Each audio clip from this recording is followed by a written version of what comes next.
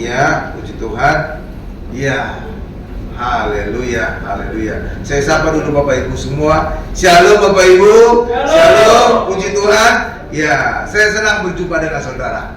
Apakah saudara senang berjumpa dengan saya? Pasti. Kenapa? Karena akan diberkati. Kecuali kalau saya akan marahi saudara.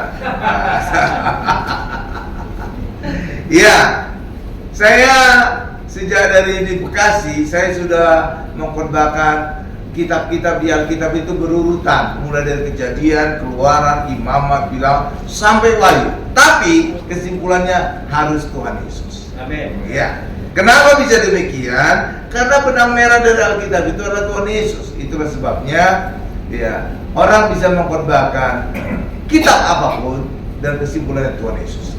Dan saya selalu mengkhotbahkan Tuhan Yesus. Kenapa? Karena mengacu pada ayat 2 Petrus 1 ayat 2. Ayat itu berkata, kasih karunia dan damai sejahtera akan berlimpah dalam kehidupan kita ketika kita semakin mengenal Allah dan Tuhan Yesus. Amin. Itulah sebabnya saya selalu mengkhotbahkan Tuhan Yesus supaya kita semakin mengenal Tuhan Yesus, sehingga hidup kita akan beroleh kelimpahan kasih karunia dan damai sejahtera Allah. Amin. Amin. Ya. Dan sesuai dengan sebelumnya di Bekasi, saya berurutan. Ya, dari Kejadian sampai Wahyu ya. Nah, sekarang adalah kitab yang ke-13. Dan kitab yang ke-13 dari Alkitab adalah kitab 1 Tawarikh. Dan judul khotbah kita adalah Bait Allah. Nah, ini kebetulan yang luar biasa. Kenapa? Karena khotbah tentang Bait Allah bertepatan dengan mulainya ibadah di Ratu Plaza. Jadi pas bahwa kita ada di tempat ini. Ini adalah ibadah pertama di tempat ini. Jadi pas sekali judulnya adalah Bait Allah. Iya. Kalau kita lihat Bait Allah pada masa Israel, Bapak Ibu, itu dibangun oleh siapa pertama kali? Yang berbentuk gedung ya. Berbentuk gedung itu dibangun oleh Salomo, Raja Salomo. Tapi kalau sebelum berbentuk gedung itu adalah Musa, tapi masih berwujud tenda-tenda atau kemah. Makanya disebut kemah suci atau tabernakel. Ya, gitu Bapak Ibu ya. Tapi pada masa Salomo itu dibentuk Bait Allah itu berupa gedung yang luar biasa. Sehingga pada masa Tuhan Yesus saja murid-muridnya sampai kagum. Iya, oke Bapak Ibu ya. Tapi sebenarnya ide untuk membangun Bait Allah itu adalah idenya Daud. Dia telah membangun istana bagi dirinya. Dia kemudian rindu untuk membangun rumah yang luar biasa bagi Tuhan. Tetapi Tuhan menolak niatan baik Daud. Kenapa? Karena Daud telah melakukan banyak peperangan. Dia telah menumpahkan banyak darah. Sehingga Allah berkata, bukan kamu, tapi nanti putramu bernama Salomo, ia akan membangun Bait Allah bagimu, kata Allah. Coba kita lihat dulu ayatnya. 1 Tawarikh 22 ayat 7 sampai 9. Ya, luar biasa. Indah ya Bapak Ibu ya. Ya, luar biasa ya. Ya, indah ya. Iya. Puji Tuhan lah. Tuhan bisa membuat tempat ini luar biasa. Amin. Ini hanya dikerjakan hanya 7 hari, seminggu. Ini kayak luar biasa. Hanya seminggu dikerjain ini. Dari ruang-ruang kosong gitu Bapak Ibu, pilar-pilar gitu. Tapi kemudian ini disekat pakai gipsum, jadi seperti sekarang ini. Nggak kelihatan lagi kesananya kan? Itu sebenarnya mesti ada 2000 meter persegi lagi ke sana. Office building ya Bapak Ibu ya. Iya, makanya punya potensi kita untuk ekspansi lagi lebih gede. Juga ke belakang ini lagi ada lagi. Terus ke sana lagi. Wah, benar-benar di tempat ini bisa mengembang ke kiri dan ke kanan. Luar biasa ya. Iya, jadi ini tempat ini luar biasa. Iya. Dan saudara tahu ya, ini tempat ini sangat strategis. Iya kan, ini kan di segitiga sama Sudirman kan? Iya, ini luar biasa. Iya, demikian juga ada halte busway, ada stasiun MRT. Jadi benar-benar aksesnya di depan itu luar biasa. Makanya orang-orang dari Plaza Senayan, dari Senayan City, mereka kalau naik MRT ngelewati tempat ini. Makanya ini tempat ini jadi kayak transit gitu. Jadi luar biasa sekarang potensinya. Iya, office dari Plaza Senayan itu pasti dari sini. Iya, makanya ini benar-benar dari Tuhan. Ya, saya bacakan doanya. 2 Tawari 22 itu 9 sudah di sana. Ya, bisa lihat screen-nya. Ya, luar biasa besar juga. Di belakang juga ada. Ini saya di depan juga ada. Ini saya bacakan bagi kita ya. 1 Tawari 22 itu 9. Demikian. Kata Daud kepada Salomo, "Anakku, aku sendiri bermaksud hendak mendirikan rumah bagi nama Tuhan Allahku." Tuh, ya. Jadi Daud sendiri berkata, dia yang bermaksud. Ya, terus. Tetapi firman Tuhan datang kepadaku demikian. Telah kau tumpahkan sangat banyak darah dan telah kau lakukan peperangan yang besar. Engkau tidak akan mendirikan rumah bagi namaku, sebab sudah banyak darah kau tumpahkan ke tanah di hadapanku. Ayat berikutnya, ayat 9-nya terakhir. Sesungguhnya seorang anak laki-laki akan lahir bagimu. Ia akan menjadi seorang yang dikaruniai keamanan. Aku akan mengaruniakan keamanan kepadanya dari segala musuhnya di sekeliling. Ia akan bernama Salomo, dari kata shalom, damai. Ya, gitu ya. Sejahtera dan sentosa akan kuberikan atas Israel pada zamannya. Ya, demikian. Jadi ini punya arti apa bagi kita? Jadi Allah berkata, Daud, kamu sudah menumpahkan banyak darah. Ya, engkau telah melakukan banyak peperangan. Bukan engkau nanti membangun bait bagiku. Ya, tapi anakku yang bernama Salomo atau Shalom atau damai. Dan ini punya arti apa? Ini punya arti kalau kita ingin bangun gereja harus dalam suasana damai. Tidak bisa kita membangun gereja dalam kondisi konflik. Kalau kita konflik, apalagi juga internalnya konflik, oh itu nggak akan jadi itu gereja. Benar, iya benar. Kenapa? Karena gereja itu gambaran Tuhan Yesus, bait Allah yang sebenarnya, benar. Dan Tuhan Yesus adalah Raja Damai. Maka tidak mungkin gambaran Tuhan Yesus, Raja Damai, dibangun dalam kondisi konflik. Nggak mungkin. Dari ya Bapak Ibu ya? Iya, itulah sebabnya nggak mungkin membangun gereja dalam kondisi konflik. Ya, konflik internal maupun konflik sekitarnya, eksternal, nggak akan mungkin.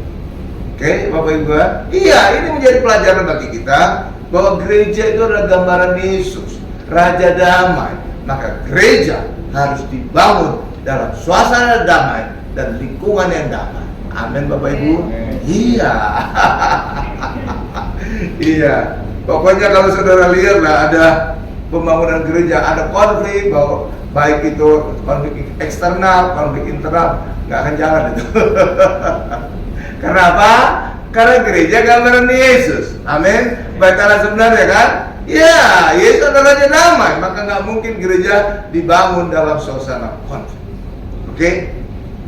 Nah, akhirnya benar, Salomo yang akan membangun bait Allah. Tetapi Daud itu sangat menentukan sebenarnya pembangunan bait Allah yang akan dibangun Salomo. Kenapa? Karena segalanya sudah dipersiapkan oleh Salomo. Iya. Jadi segala sesuatu yang diperlukan untuk pembangunan bait Allah itu sudah disiapkan oleh Raja Daud. Daud menyediakan segala bahan-bahan dan pekerja-pekerja untuk membangun bait Allah. Bahkan Daud juga telah mempersiapkan orang-orang yang akan bertugas di bait Allah. Tuh, jadi benar-benar Salomo itu tinggal enak aja. Bahkan desain dari bait Allah juga sudah dibuat oleh Daud. Segalanya sudah disiapkan oleh Daud. Ya, Salomo hanya menjalankan aja. Rancangan juga sudah dibuat oleh Daud. Iya, tapi lihat siapa dapat nama dalam bait Allah, pembangunan bait Allah? Siapa? Salomo. Makanya disebut bait Allah Salomo, bukan bait Allah Daud. Saudara gitu? Iya. Padahal segala sesuatunya dipersiapkan oleh Raja Daud, Salomo hanya menjalankan saja dan namanya yang tercantum dalam bait Allah itu. Luar biasa sekali. Iya, Bapak Ibu. Jadi Daud sudah mempersiapkan orang-orang yang bertugas di bait Allah. Imam-imamnya sudah dipersiapkan, itu keturunan Harun. Musisinya juga sudah disiapkan, keturunan Asaf, keturunan Heman, keturunan Yedutun. Penjaga pintu gerbangnya juga udah disiapkan, keturunan Korah. Saudara ingat sesuatu tentang Korah? Siapa itu Korah? Oh, itu Pak tetangga saya. Oh, bukan. Bukan ya. Korah itu siapa? Oh, itu Pak Korah di Ancol. Oh, itu Korah itu ya. Oh ya. Ya, bukan. Korah itu adalah salah seorang yang memberontak kepada Musa dan Harun di padang gurun. Dan hukumannya luar biasa. Korah dan keluarganya tertelan ke dalam bumi. Bumi tiba-tiba terbuka, mereka masuk semua ke dalam. Tertutup lagi bumi, ya, matilah semua itu. Ternyata tidak semua keluarga Korah itu mati. Kenapa? Karena terbukti pada saat bait Allah masih ada keturunan Korah yang membantu menjadi penjaga pintu gerbang bait Allah. Amin. Tuh. Iya, luar biasa. Terus berikutnya lagi, keturunan Obed Edom. Siapa itu Obed Edom? Saudara tahu siapa Obed Edom? Nah, ini Obed Edom adalah orang yang pernah, ini sebenarnya orang Filistin. Ya, satu suku dengan Goliat. Jadi di Israel sana itu juga ada orang Filistin yang udah melebur juga jadi bangsa Israel. Iya, kayak bangsa Indonesia berasal dari berbagai suku. Benar Bapak Ibu ya? Iya, sudah melebur. Nah, Obed Edom itu adalah orang Filistin sama dengan sukunya Goliat. Tetapi Obed Edom lah tempat di mana Daud menitipkan tabut perjanjian selama 3 bulan. Kenapa Daud menitipkan tabut perjanjian selama 3 bulan di rumah Obed Edom? Karena pada saat itu terjadi peristiwa. Ya, pada saat Daud membawa tabut itu ke Yerusalem dari Kiryat Yarim, ternyata kereta lembunya akan terbalik. Ya, mungkin kena batu atau kena lubang, akan terbalik. Tiba-tiba Uza punya niat baik menahan tabut itu agar jangan terguling. Tapi rupanya itu Allah tidak berkenan. Kenapa? Karena tabut itu maha kudus. Itu tempat hadirat Allah. Sedangkan Uza maha kudis. Enggak, berdosa. Dia berdosa. Maka ketika dia berusaha, matilah dia. Iya, disambar Allah. Iya Bapak Ibu. Nah, ketika terjadi peristiwa itu, Daud takut.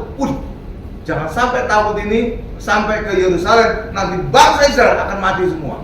Makanya Daud rupanya rada lihai juga dia. Nah, dia titipkan ke tempatnya Obed Edom, orang Filistin. Kalau ada apa-apa, mereka duluan mati. Tapi rupanya itu ya menjadi berkat bagi Obed Edom. Kenapa? Karena ketika dititipkan tabut itu selama 3 bulan di rumah Obed Edom, keluarga Obed Edom diberkati. Dan mendengar berita tentang keluarga Obed Edom diberkati, Daud juga jadi, wah.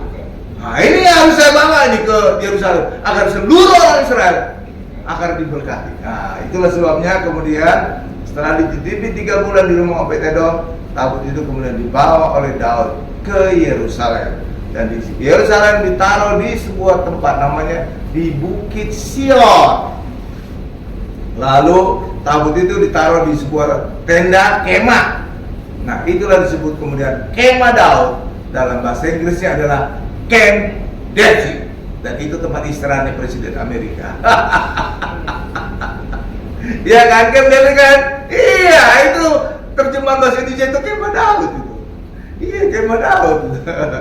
Iya, jadi gitu Bapak Ibu ya. Jadi Obed Edom ya walaupun dia orang Filistin, tapi dia punya peran tentang tabut Bapak Ibu, maka dia juga dipakai oleh Raja Daud untuk menjadi penjaga pintu gerbang bait Allah. Luar biasa kan? Jadi bukan hanya bahan-bahannya disiapkan oleh Daud, pengerjaannya juga disiapkan. Petugas yang pelayanan di bait Allah juga udah disiapkan. Jadi benar-benar Salomo itu nggak ngapa-ngapain. kipas saja dia.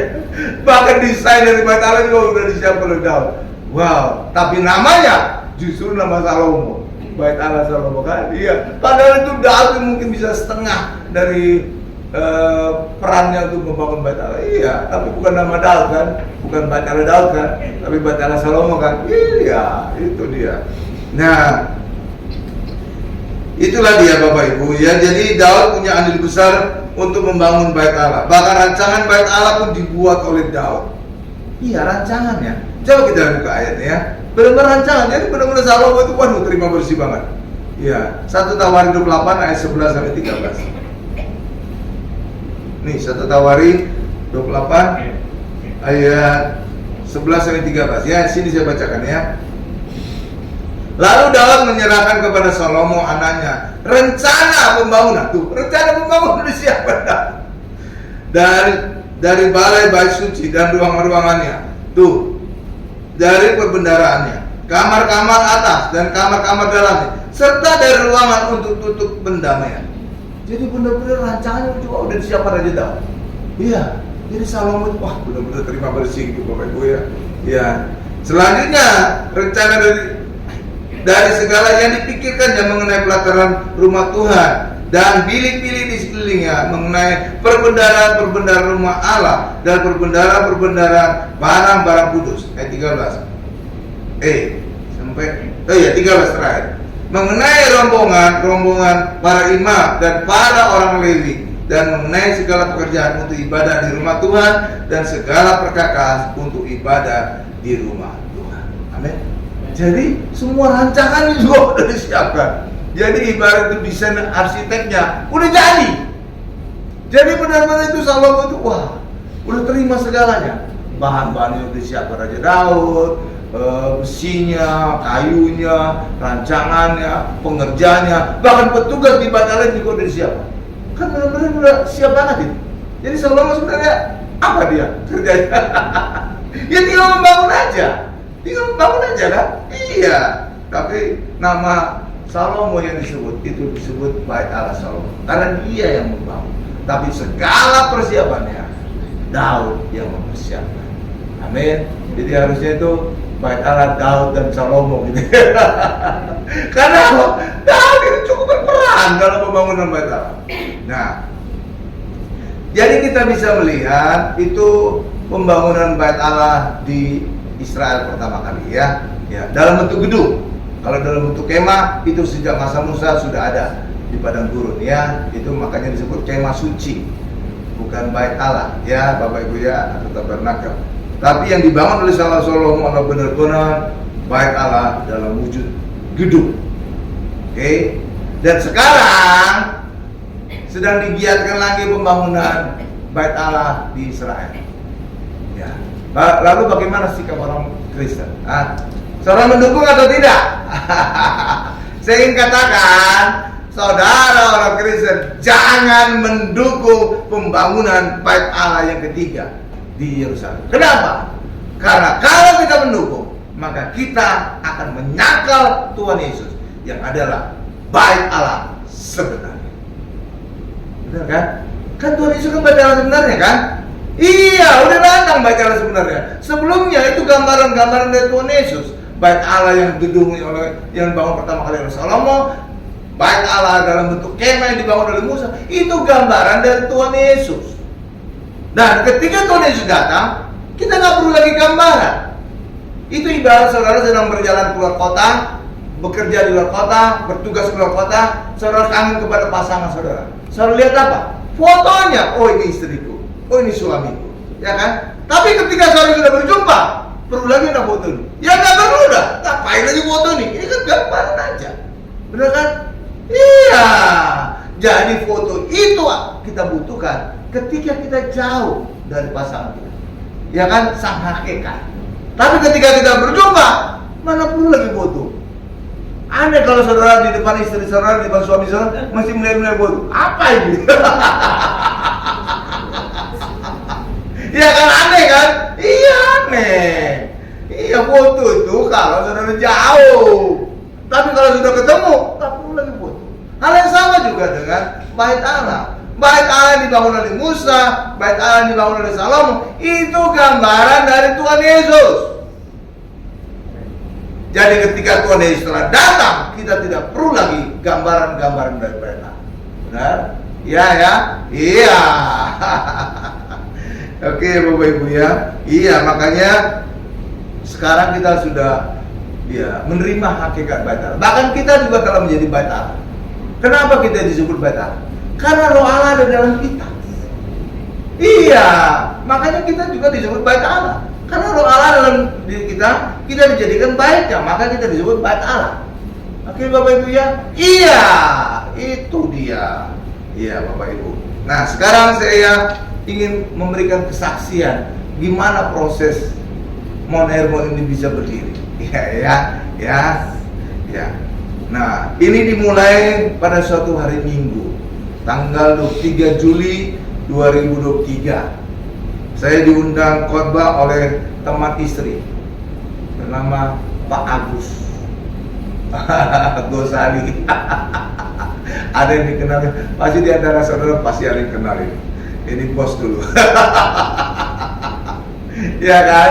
Ya, saya diundang khotbah di suatu gereja yang bertempat di Hotel Ibis, Kalideres. Ya, Pak Agus itu cukup berutang budi terhadap gereja ini. Kenapa? Karena pernikahannya ditakbiskan di gereja itu. Makanya beliau kayak ada ikatan emosional. Ya, makanya satu kali rupanya Pak Agus diundang untuk jadi pengkhotbah. Dia diundang khotbah, dia kaget juga. Akhirnya dia teringat kepada Karina. Karina, suami kamu kan pendeta. Udah suami kamu aja khotbah gitu. Gitu ceritanya. Ya, jadi akhirnya saya khotbah lah di gereja itu ya. Ya. Nah, rupanya banyak yang diberkati saat khotbah itu. Itulah sebabnya Ibu Gembala kemudian terdorong untuk membangun gereja sendiri. Nah, gitu ya. Ya, bangun gereja sendiri.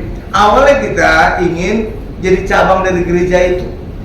Ya, ingin jadi cabang dari gereja itu di sinode yang sama juga, GBI ya. Nah, lalu tapi kita ingin tempat gereja itu di Bekasi. Kenapa milihnya tempat di Bekasi? Ya, karena dulu sebelumnya kan saya pendeta di gereja Tiberias, saya cukup populer di Bekasi. Cukup populer. Iya, karena situ saat saya masih pendeta di gereja itu, ya banyak mujizat terjadi. Ratusan orang sakit kanker loh Bapak Ibu ya. Itu saya doakan kasih perjamuan sembuh. Iya, bukan 1-2 loh. Kalau 1-2 itu mungkin kebetulan. Ini ratusan. Iya, demikian juga ibu-ibu juga ratusan yang mandul akhirnya bisa punya anak, hamil. Iya, sehingga saya dijuluki pendeta yang punya karunia membuat ibu hamil.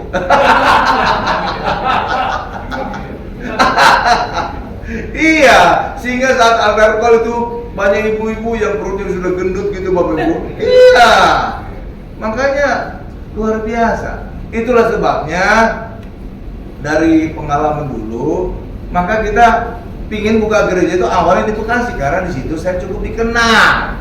Itu alasannya kenapa awalnya Mount Hermon ini dibuka di Bekasi. Iya dong, secara logika aja kan, kita akan memulai sesuatu di tempat yang kita dikenal. Mana mungkin kita memulai di tempat yang nggak dikenal, ya kan? Iyalah, iya makanya kita bukanya di Bekasi. Tapi rupanya, ya Bapak Ibu, proses nggak berjalan lancar. Gembala yang tempat saya khotbah itu nggak mau dia di Bekasi. Kenapa? Karena dia tinggalnya di tengah Tangerang, kejauhan katanya Bekasi. Wah iya, kejauhan, jauh banget itu Tangerang ke Bekasi, ujung ke ujung itu. Orang bisa kebayang ya, ujung ke ujung itu Tangerang ke Bekasi. Iya. Karena itu dia akhirnya kita nggak jadi menjadi cabang dari gereja itu ya, gereja GBI Double C namanya. Double C rupanya artinya itu anugerah atau mendapat berkat Tuhan. Tapi nggak tahu sih saya bahasa apa itu. Iya ya, itu bukan bahasa Yunani, bukan bahasa Ibrani atau bahasa yang lain. Iya, pokoknya bisa. Itulah kata dia.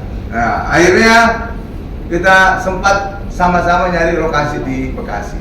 dapatlah tempat di Hotel Aston Imperial, dan yang kedua adalah Mall BCP Mall Bekasi Cyber Park Mall. Ya, jadi dua. Itu nempel itu tempat itu, mall itu, mall sama hotel. Itulah sebabnya kita pertama kali buka Mount Hermon di Bekasi itu, di Hotel Aston dan BCP Mall.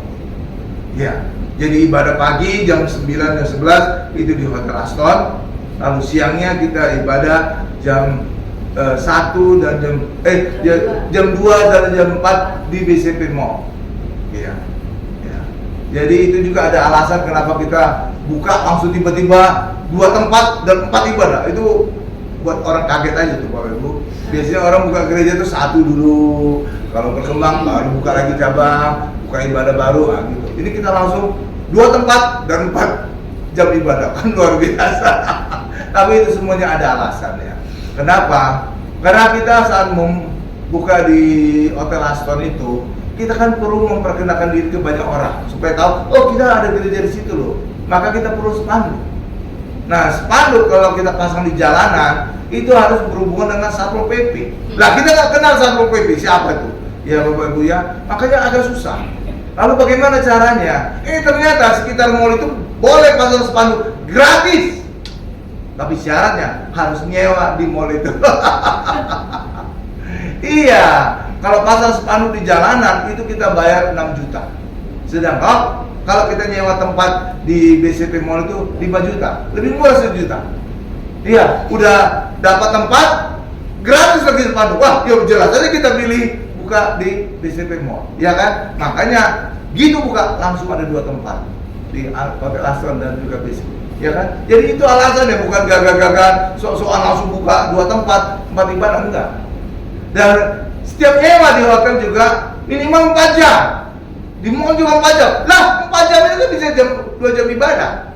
Makanya di mall kita 2 jam ibadah, di hotel juga 2 jam ibadah. Makanya jadi totalnya 4. Jadi itu ada alasannya semua. Nggak mungkin asal-asalan. Ya gitu ya Bapak Ibu ya. Ya. Akhirnya demikian, ternyata itu tempat ibadah 2 tempat itu berat banget. Karena setelah ibadah di Hotel Aston, kita harus gotong-gotong bawa barang. Saudara bisa bayangkan bawa speaker itu gede banget itu. Nah, ini itu berat minta ampun itu. Iya, sampai Pak Karel juga jadi sakit pinggang. Iya, waduh itu luar biasa. Tapi dari situ kita punya pengalaman lah bahwa pindah-pindah tempat itu kurang bagus karena berat sekali bawa barang pindah-pindah. Habis itu setting-setting lagi. Waduh, bisa kadang-kadang telat kita jam mulainya. Tapi sekarang puji Tuhan kita sudah dapat tempat yang permanen. Jadi nggak perlu lagi ngangkat. Setiap kali ibadah dimulai tinggal on aja alatnya. Iya.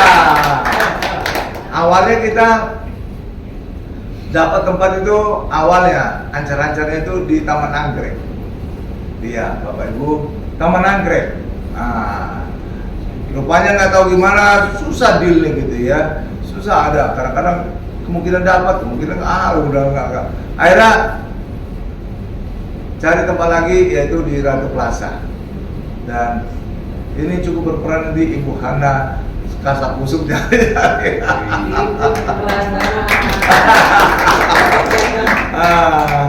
iya, ya gitu Bapak Ibu ya. Dan rupanya akhirnya jadi tempat ini, rupanya ini memang mungkin rencana Tuhan.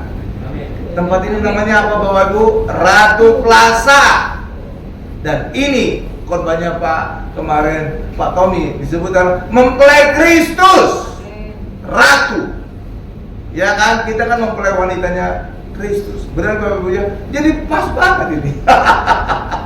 Sedangkan anggrek itu seringkali konotasinya ya kayak sesajen gitu Bapak Ibu. Anggrek kan? Ya, dan rupanya nggak jadi sana. Akhirnya tempat ini, dan ini rupanya juga rencana di Tuhan. Kita adalah mempelai Kristus dan tempat kita adalah Ratu Plaza. Luar biasa ya. Iya, Ratu Plaza. Ini juga istri saya semula dari Taman Anggrek itu coba lagi lihat Sentra Park. ya ampun mahal banget sewa-sewanya. Lalu kemudian saat mau ke kantor, cari-cari di mana mall yang murah, di mana mall yang bagus. Lewat itu Sudirman, kelihatan Ratu Plaza akhirnya. Ya itu saya, wah itu dia Ratu Plaza. Lalu kemudian tim guru sergamnya adalah Ibu Hana. Akhirnya deal lah, gitu Bapak Ibu. Jadi, iya. Dan saya juga rencana juga mau buka juga di daerah sekitar Citraland sana. Tapi karena situ sudah banyak gereja, banyak sekali itu gereja di Sentra Palmo. Iya, Bapak Ibu. Lalu saya cara ngakalinya gimana untuk bisa dapatkan juga jemaat. Nah itu ada peran Ibu Hana juga. Iya, lamaran-lamaran saya dikirim ke semua kampus di sekitar Citraland. Kampus Unta, Tarumanegara, kampus Trisakti, kampus Esa Unggul, dikirimin lamaran kerja saya. Supaya apa? Supaya saya jadi dosen agama di kampus itu. Dan kalau saya jadi dosen agama di kampus itu, saya bisa narik mahasiswa saya datang. Saya bisa wajibkan setiap minggu harus ada tanda tangan saya. Saya bisa mendorong mahasiswa itu untuk datang ke gereja. Gitu ngakalinya biar kita bisa survive dengan banyak gereja situ. Jadi saya harus jadi dosen agama. Di kampus besar-besar tuh kampus itu kan. Ada Trisakti, ada Untar, ada Esa Unggul. Nah gitu Bapak Ibu. Nah itu guru sergam itu Ibu Hana yang ngirimkan lamaran-lamaran. Ya jadi mungkin nanti kalau ini udah berkembang nanti mungkin di daerah sana akan kita lihat. Ya. Pas juga tahun ajaran kan Maret tahun ini. Jadi memang ada berapa bulan gitu perlu sampai saya bisa pastikan jadi dosen agama di kampus-kampus besar sekitar Citraland. Iya gitu. Dosen agama saya suka. Kenapa? Nggak perlu persiapan. Datang aja, pokoknya mahasiswa wajib baca Alkitab. Kejadian saya balik. Tapi kalau dosen STT itu rada berat, itu lebih dalam gitu Bapak Ibu. Mau gimana? Pengantar perjanjian baru, pengantar perjanjian lama, homileti, eksegesi, wah itu lebih berat. Tapi kalau dosen agama kan enggak. Ya tinggal saya suruh aja mahasiswa saya baca Alkitab dari kejadian. Wajib. Setiap minggu datang ibadah harus ada tanda tangan saya kan mereka pasti datang ke gereja itu kan. Iya gitu cara ngakal ya. Misalkan kampus Trisakti 100 orang, Tarumanegara 100 orang, udah 200. Esa Unggul 100, udah 300 itu kan bisa sepanjirnya kan. Nah itulah rencananya ya berapa bulan ke depan. Mudah-mudahan saya diterima jadi dosen agama di kampus-kampus besar itu. Nah itulah saya coba tarik gitu. Jadi serpan bisa ngalahkan banyak gereja banyak di Sentra kan? Iya dong. Kita kan harus berhikmat. Ya gitu lah ya. Jadi akhirnya tempat Bekasi kita buka di sana selama 3 bulan dari tanggal 1 Oktober sampai Januari tanggal 1. Ya persis lah kira-kira 3 bulan ya. Ya 3 bulan. Dan kita pindah hari ini juga Januari tanggal 7. Ya, kemarin kita sudah beberapa juga tempat. Amin Bapak Ibu. Jadi kita juga nggak jadi ikut sinode dari gereja itu, kalian itu. Kenapa? Lama sekali prosesnya. Harus ketemu ini, harus ini. Padahal saya targetnya harus buka tanggal 1 Oktober. Kenapa? Saya targetnya harus buka tanggal 1 Oktober. Karena itu hari besar Indonesia. Ada ingat itu tanggal 1 Oktober hari besar apa? Kesaktian Pancasila. Jadi saya ingin merubah kesaktian Tuhan Yesus. Kesaktian Pancasila jadi kesaktian Tuhan Yesus kan luar biasa kan? Nah itu. Nah ternyata sinode itu nggak bisa mensupport saya. Akhirnya saya cari sinode lagi lain dan saya diskusi dengan mantunya Pak Pareji, Pendeta Ivan Tanujaya yang punya gereja di Kelapa Gading, Bethesda Church. Dari situ dia cerita tentang sinode itu dan saya setuju ikut itu. Kenapa?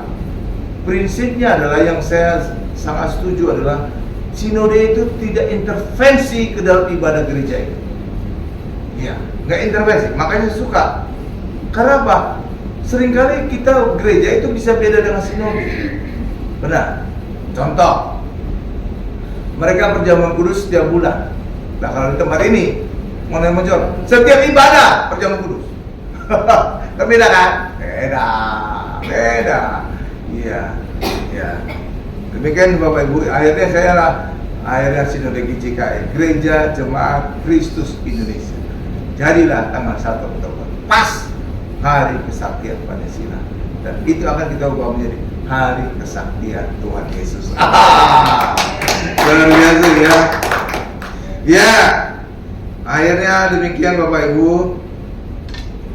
Ternyata, ya akhirnya awal-awalnya berhubungan sama GJKI itu juga ada sedikit masalah. Ya, biasa Bapak Ibu, kalau saling kenal itu kan kita punya background beda-beda kan. Jangankan gereja, suami istri aja punya background beda-beda, benar kan? Iya, suami istri bisa beda. Makanya dalam keluarga itu juga harus ada adjustment kita, saling menyesuaikan diri, benar ya? Iya, demikian juga dengan sinode, dengan gereja harus ada adjustment. Maka ya puji Tuhan ada pendeta yang ya mau membantu, pendeta Henry. Bahkan kita menjadi kayak gereja, dia itu jadi mentornya kita untuk akhirnya nanti kita resmi masuk sebagai anggota sinode GJKI. Ya, jadi selama setahun ini, gitu Bapak Ibu. Dan juga dibantu oleh pendeta Tamrin, itu Korwil, ketua wilayah 3 Jabodetabek. Ya, itu pendeta Tamrin. Makanya mereka berdua sering saya undang juga khotbah tempat ini. Amin Bapak Ibu ya. Iya, sering saya undang. Kita harus berhubungan baik. Benar Bapak Ibu ya? Iya dong, kita berhubungan baik. Nah, demikian juga ternyata tempat ibadah dan izin gereja itu dapat diselesaikan. Ternyata ada lagi hal yang besar. Ya, pendeta-pendeta yang berkorban juga harus disusut. Karena kita kan ibadah ada 4 kali dulu, ya kan? Jadi 4 ibadah ini kita harus nyusut jalur pendetanya. Iya, pendeta-pendeta itu kita undang, ada dari mana-mana, dari teman-teman banyak itu. Oh dari ini usulan pendeta, oh dari ini usulan pendeta, dan itu dilakukan oleh Ibu Gembala. Dan rupanya Ibu Gembala sudah pengalaman, karena dulu di Sogo juga buka PD, beliau yang buka, yang ada pendeta itu kan. Jadi sudah pengalaman, sehingga saya berbagi tugas dengan Ibu Gembala. Saya urusan khotbah dan segala urusan sinode, Ibu urusan pengerja, pendeta, WL, singer, dan segala macam, pemain keyboard, ya semua itu Ibu Gembala yang nangani. Begitu guys ya. Ya gitu Bapak Ibu. Makanya luar biasa. Jadi makanya kalau hubungan dengan WL, singer itu harus menghubungi Ibu Gembala. Saya arahkan aja pokoknya ke situ. Ya, jadi saya enggak. Ya, oke Bapak Ibu ya. Dan ya puji Tuhan lah akhirnya bisa tempat ini. Dari sini kita bisa belajar sesuatu adalah Daud mempersiapkan segalanya untuk Salomo membangun bait Allah yang luar biasa. Karena apa? Bangun bait Allah itu berat.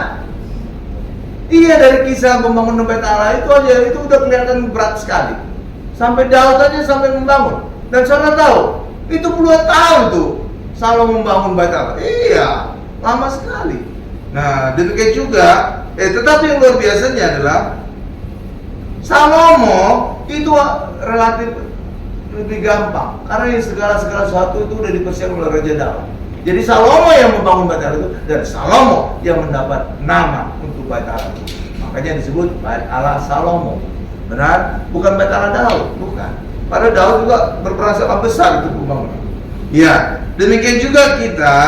Tuhan Yesus telah membayar lunas semuanya di atas kayu salib. Ya, kita bukan milik kita sendiri, tapi milik Allah. Jadi Allah tetap menghargai kita, memiliki tubuh kita. Amin ya Bapak Ibu ya. Iya. Demikian Bapak Ibu. Nah, jadi Tuhan Yesus telah menyelesaikan segalanya di atas kayu salib, telah membayar lunas segalanya di atas kayu salib. Itulah sebabnya pendeta-pendeta,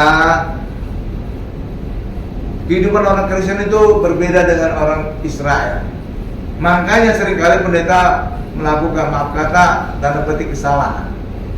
Seringkali mereka berkata kepada jemaat, Bertobatlah kamu agar kamu disembuhkan. Bertobatlah kamu agar kamu diberkati. Itu kata saya katakan salah. Pertobatan itu di dalam perjanjian baru bukan di depan, tapi di belakang. Jadi ketika orang Kristen mendapatkan kebaikan Allah, hal itulah yang membuat orang, yang menuntut orang kepada pertobatan. Jadi pertobatan itu di belakang. Iya, bukan di depan. Kalau di depan ini adalah orang dalam perjanjian lama. Kenapa pertobatan dalam perjanjian lama harus di depan? Karena belum ada yang bayar. Belum ada yang bayar. Jadi orang Israel harus membayar dengan perbuatan mereka.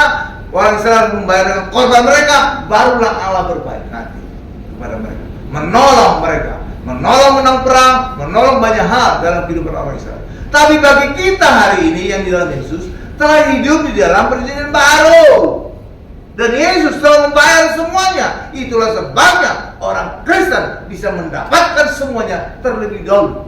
Barulah kebaikan Allah itu menuntut orang kepada pertobatan. Jadi perjanjian lama berbeda dengan perjanjian baru. Perjanjian lama belum ada yang bayar, makanya orang Israel harus membayar lebih dulu. Makanya kalau raja-raja ingin menang perang, mereka harus memberikan korban dulu kepada Allah. Tapi bagi kita enggak. Yesus telah membayar semuanya 2000 tahun lalu. Itulah sebabnya kita bisa mendapatkan semuanya lebih dulu dari Allah. Dan lewat kebaikan Allah yang kita terima itulah yang akan menuntut orang kepada pertobatan. Dan itu terjadi di gereja yang lama. Ketika anaknya divonis mati sekian bulan dan didoakan sembuh, wow, seisi keluarga bertobat.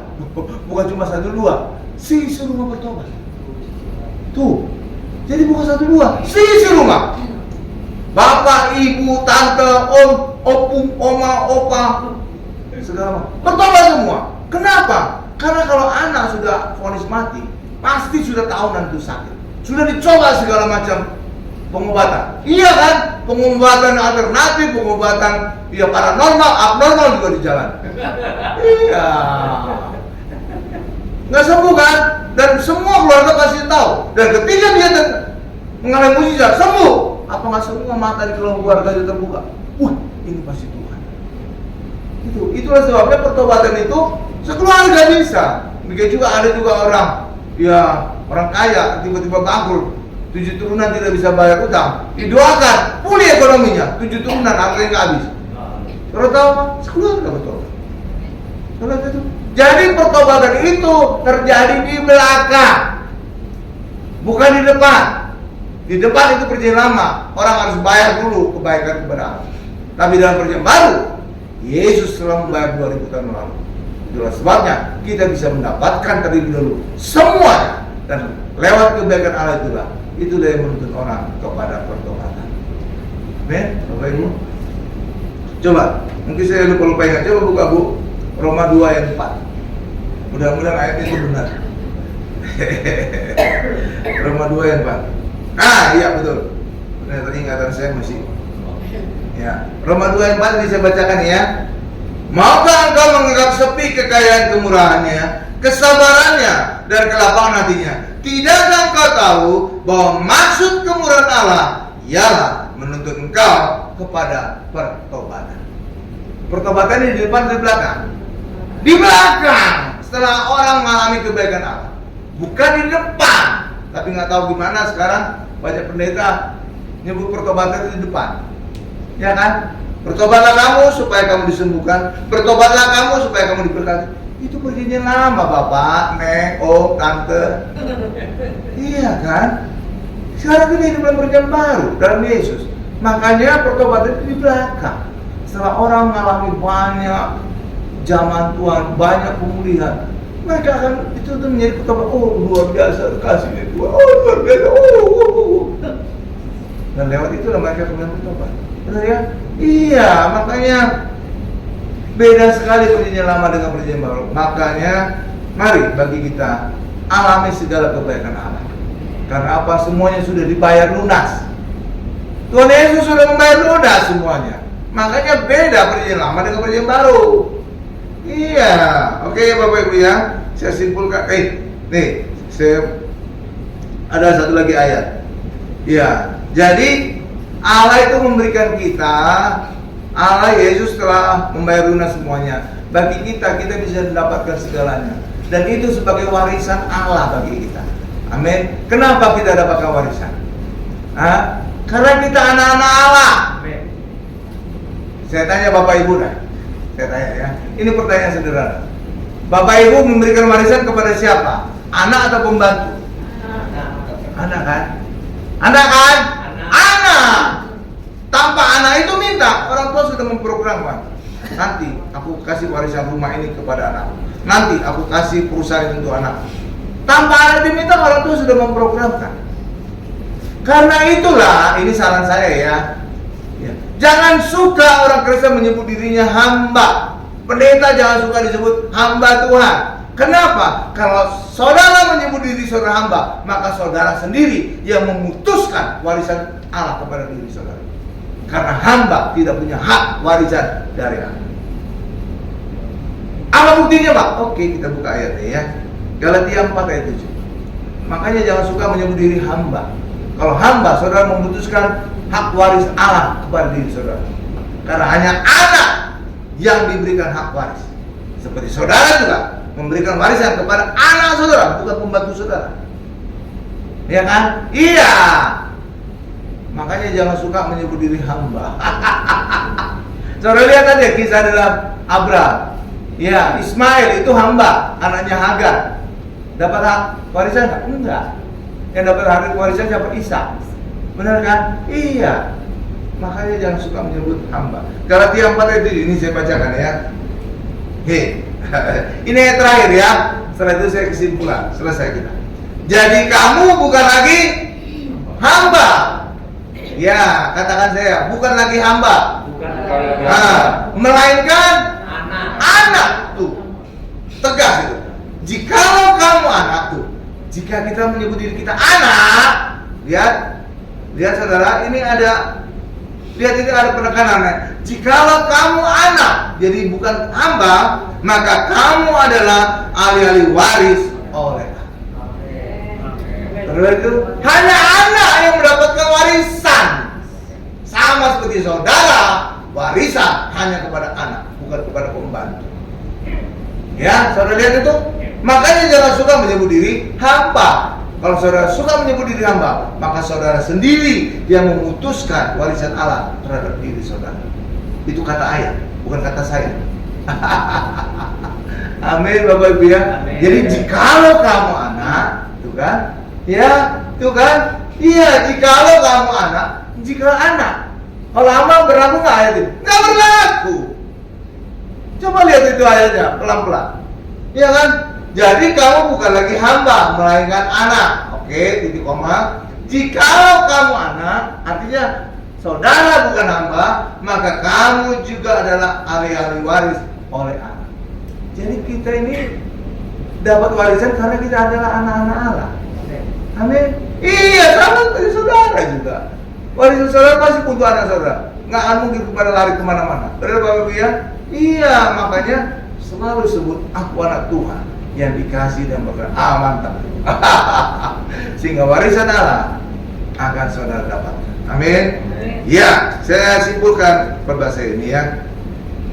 Membangun bait Allah itu sulit dan berat. Yang terlihat dari bantuan besar Daud untuk anaknya Salomo membangun bait Allah. Hal yang sama, membangun gereja itu sulit. Perlu bantuan banyak pihak dari anak-anak Tuhan agar gereja itu sukses. Amin Bapak Ibu. Dan gereja ini juga bisa ada di tempat ini. Ini juga karena bantuan dari kita semua, dari semua yang terlibat dalam membantu. Amin Bapak Ibu. Kita tundukkan kepala.